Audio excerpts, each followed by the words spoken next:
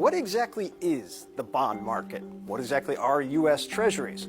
Well, let's start with this. Say $10 trillion vanishes from the stock market. That apparently doesn't make Donald Trump blink at all.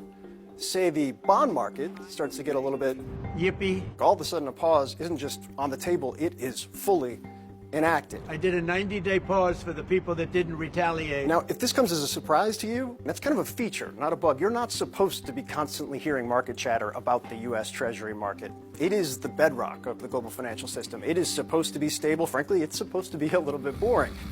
And yet, it matters extraordinarily to not just the global financial market, but to you.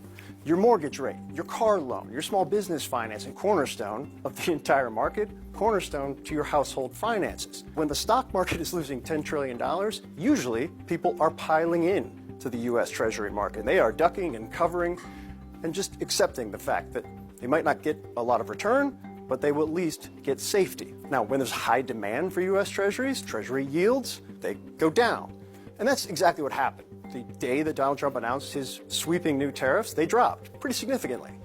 But over the course of several days, they started to jump up. And they jumped up at a pretty rapid pace, the kind of pace that makes everybody look around and say, what on earth is going on here? There was a significant sell-off in U.S. Treasuries in the middle of a very volatile time in the global financial system, and it was accelerating. And nobody could really explain why. There are a lot of theories. But it freaked the Trump administration out, so much so that it was actually briefed and then presented to Donald Trump as a reason for maybe just pumping the brakes a little bit.